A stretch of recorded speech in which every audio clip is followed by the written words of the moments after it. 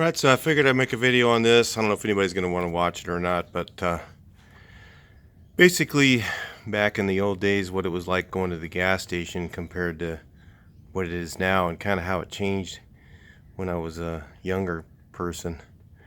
Um, Back in the old days, you went to get gas, and it was a completely different experience than it is now. I mean, you couldn't pump your own gas. If you went there and you started to get out of your car and pump your gas, the guy would he'd think you're crazy. Um, you weren't allowed to touch those gas pumps, and there was always this, right when you drove in, you drove over this little hose, and then that would make a little bell go ding. You drive in, and then the gas station attendant came out. He was always in a real uniform. He had like a hat on, looked like a police officer hat type of thing, and he had you know his name tag, and sometimes a pinstripe shirt, and clothes, or he had overalls on, and he'd come out, and he'd have like a little, it was like a plastic thing where your credit card would stand up.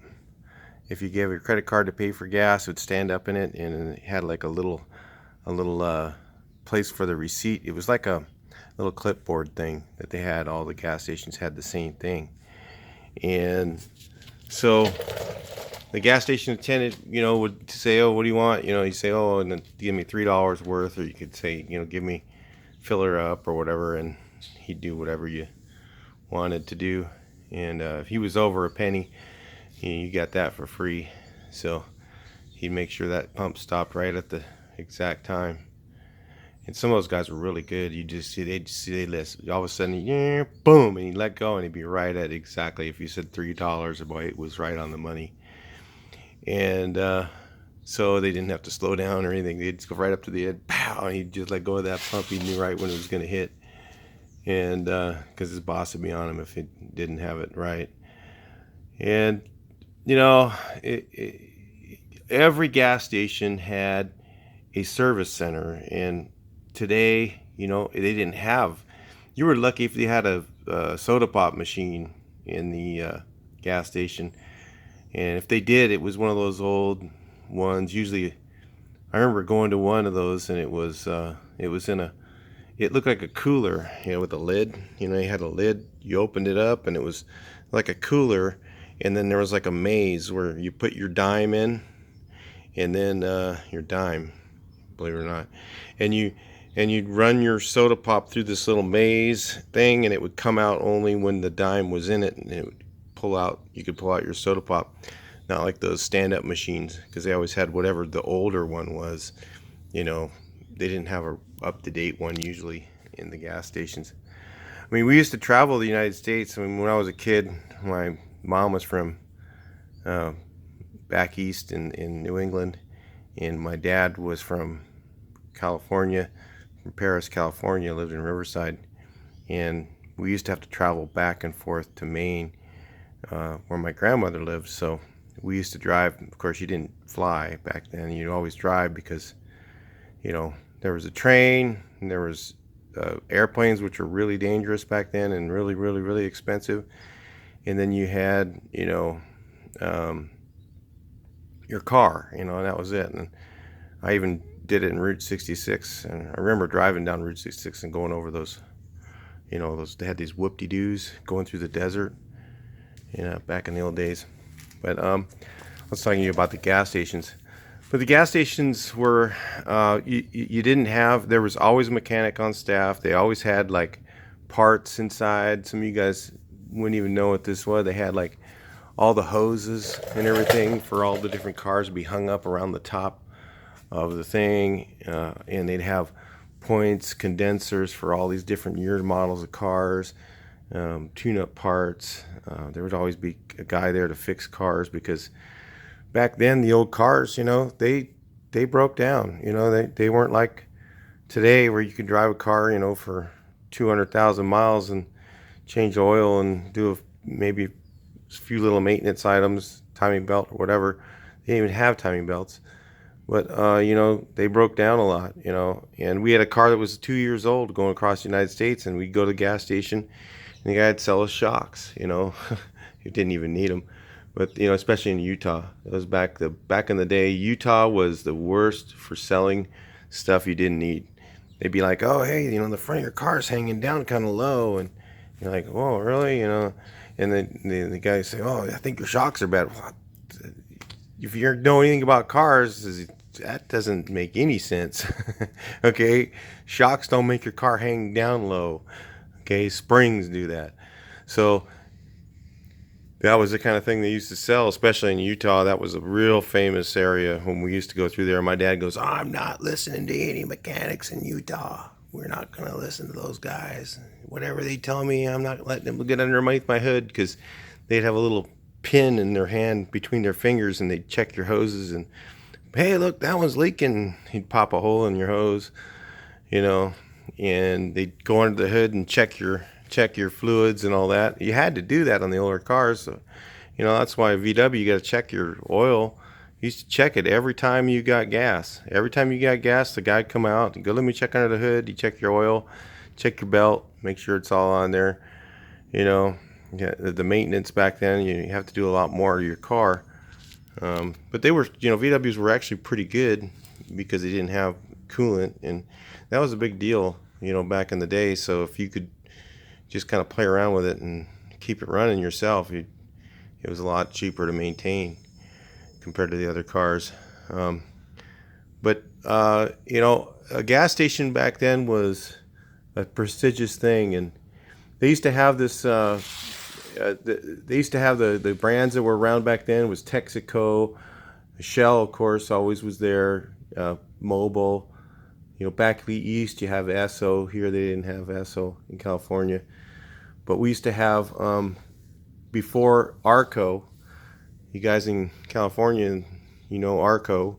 It was Atlantic Richfield Company. That's why it's called Arco, if you didn't know that.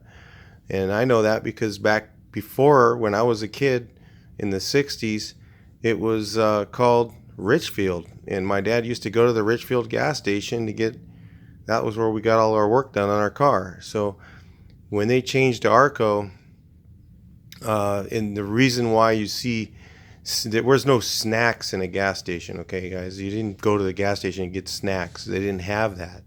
Okay, maybe, like I said, they had a soda pop. Maybe they'd have a little bit of candy, but usually nothing. They'd had oil. They'd sell you a coolant. They had, you know, they had antifreeze. You know, they called it. It wasn't called coolant back then. It was antifreeze. They had brake fluid. They had, you know, and they had all those things, those typical car things, and had belts, of course, all the different types of belts. They'd have them hanging up on the wall in the hoses. And so you knew if you had a problem, you'd just stop at a gas station and you can get it resolved. So, you know, they had all that stuff. They didn't have snacks. And so what happened is Richfield used to have the big letters that said RICHFIELD. That's a lot of letters. And I remember them being, each one being on its own post in some of the places. So you can imagine the cost of maintaining all those signs. Being in the sign business, I kind of get that.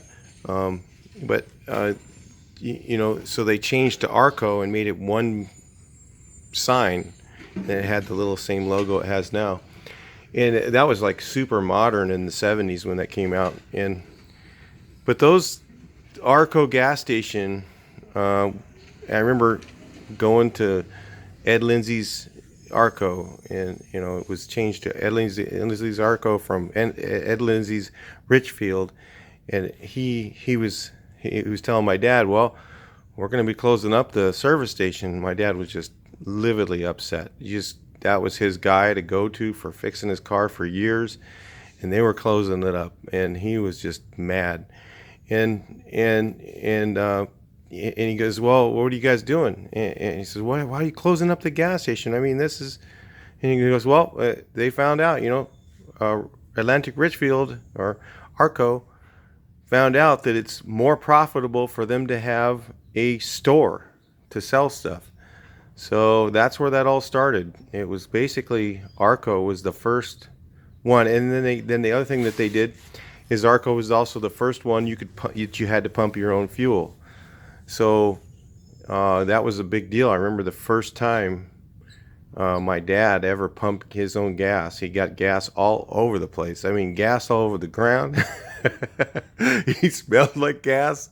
I mean, gas was everywhere. I didn't know how he made such a mess with that gas pump. I mean, just there was gas everywhere, man. It was like a big puddle on the ground, and it was just but nobody pumped gas. You didn't even know how to use the stupid thing.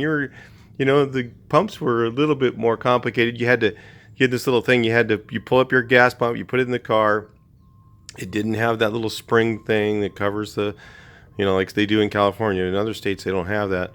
But if you didn't have the little spring thing that sucks in all the fumes and all that, and you put it in the thing, and then you had to there's an arm that you had to twist like sideways like this, and and then you put it up sideways, and then you'd watch the dials turn on and you pull the trigger, and you could watch the dials turn on the pump, and you'd see go, and then all of a sudden it'd go clunk, and that was a gallon. It'd go clunk, and another gallon, clunk, another gallon.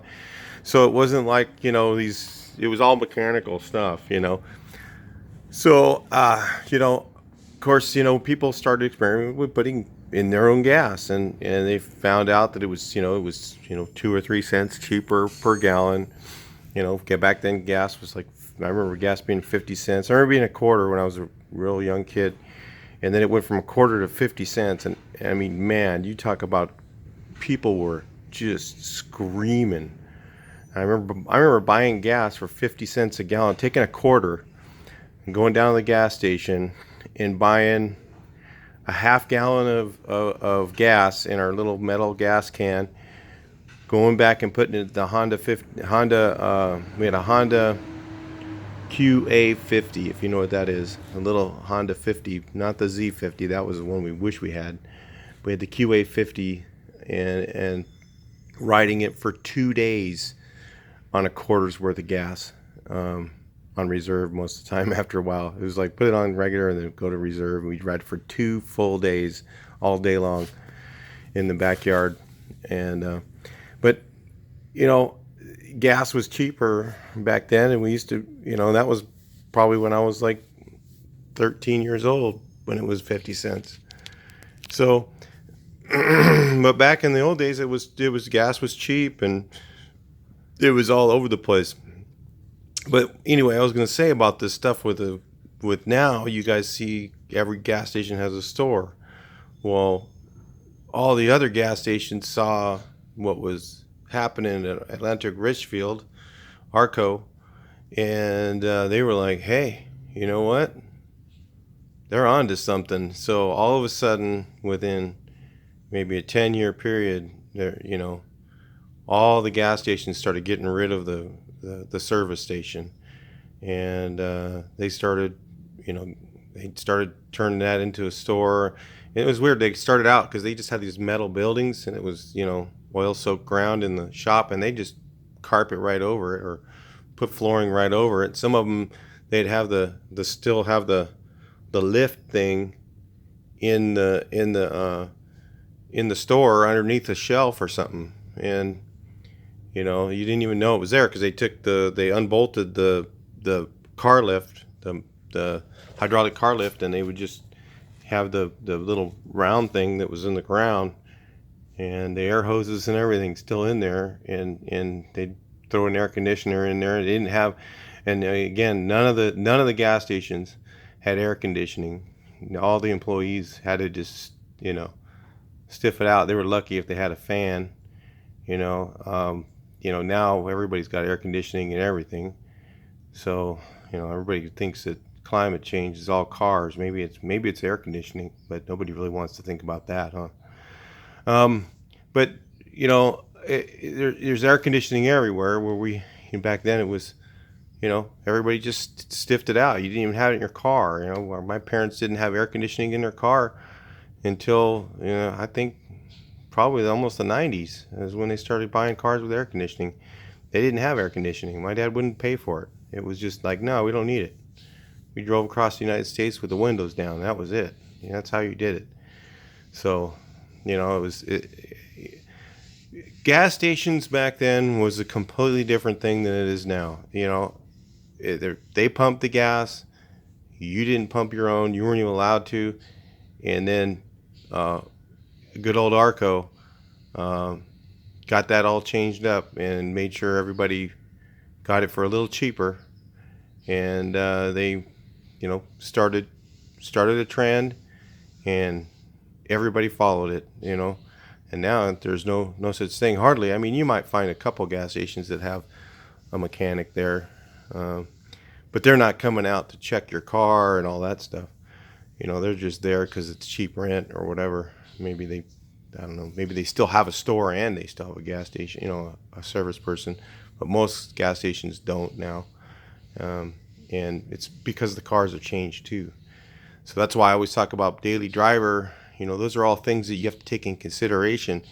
If you're going to use one of these as a daily driver, I mean, it's all right if you're in a small city somewhere to have one of these as a daily driver, but in a big city, it really isn't. It isn't really conducive to have an old car like this as a daily driver, because you don't, the things that are available, the fact back 2 years ago, I remember on a hot day, like the days we've had lately, I remember 50, 60 cars driving from the beach in Orange County to Riverside. There'd be 50, 60 cars on a hot day pulled over the side of the road with the hood open. 50 to 60, easy. And on a really hot day where it was over 100. Now, maybe you'll see one. Maybe. And there'll be a tow truck right away to pull him off the road. So, and you'd see VWs like this driving down the road, and they'd be stopped in the middle of the road because they had to turn on a reserve switch, and everybody was ready for it. Everybody was like, oh yeah, normal, everyday thing, but today you do that and you're going to get rear-ended for sure. Those are all, it's all different. The things are different now than they were back then. It's just, everything is completely different. It's not the same. But, it is kind of good to know about it. And, if you're, so I was just looking online. I saw a lot of videos showing what the old gas stations were like, but I didn't see anybody talking and telling you what they were like. I just saw pictures of them. And, unless you really understood the experience of going in there, and if somebody explained to you what I'm explaining to you, you wouldn't really know what it was like. You just kind of look at a picture, wow, that's cool, but not understand why there was no food. They didn't have food. I don't even think they were allowed to sell it. They were only allowed to sell so much stuff in the gas station. I'm not sure what the rules were. My next door neighbor used to be years ago was the gas station manager. He retired as a gas station manager. I mean, he made enough money to retire, so back then you could make a pretty good living being a gas station manager or running a gas station. Now, I don't know, mostly foreign people, they don't speak very good English, so they get a job doing gas station because nobody else will do it. I don't know. I'm not going to say who or what, but there, maybe there is money in it. I don't know. But it seems like all the money's gone now. They pay it all into digging up the tanks and checking everything, every $400,000, $500,000 every 4 years to check their tanks, make sure that they're not leaking, which, it has to be done because they had a lot of problems with groundwater and stuff like that. But anyway, that's a little bit about gas stations and kind of the Volkswagen history with them. And, kind of gives you a picture of, if you have one of these old cars, you kind of can know, how they transpired and why they're gone now, most of them, All right, so I'll talk to you guys in the next video. Please like, share, and subscribe. And make sure you make a comment on this. We want to hear what you have to say, especially if you're an old guy and I missed something, put it in there. If you're a young guy, comment about something you were interested in it. Talk to you in the next video. Please like, share, and subscribe.